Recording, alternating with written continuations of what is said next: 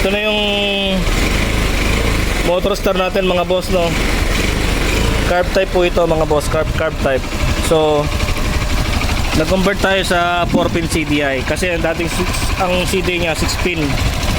Tulad ng sa TMX na 125 Alpha, kung tricycle. I-convert natin ng 4-pin CDI. Yung supply, ang ACC wire, paliwanag ko lang, no, natin.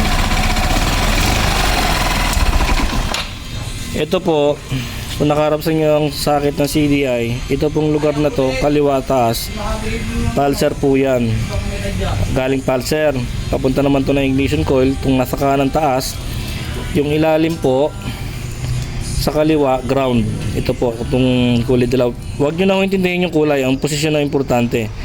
Tapos dito sa may baba, kanang bahagi, ito po yung accessory wire. Ibig sabihin, pag nag-spawn ko yun ng susi, mapapasukan po ito ng 12 volts. Maliwanag po. Okay. Kinonvert na natin siya. Ang gamit nating CDI, 4-pin CDI. Ito po mga boss. Katulad din po na ginagamit natin na regulator. Okay po. Matibay po ito. Yung mga na-convert ko hanggang ngayon buhay pa. So, ino lang ang tanging paraan kasi ito, mahina po ang kuryente. Hindi ko na napakita sa video, pero mahina ang kuryente nito sa high tension wire. Ang kuryente niya po mamula-mula. So, hindi ho maganda yon. At saka nahagok po siya. No?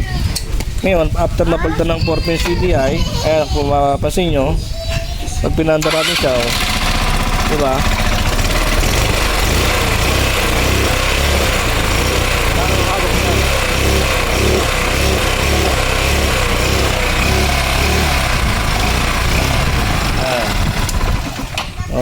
Okay na po siya manakbo.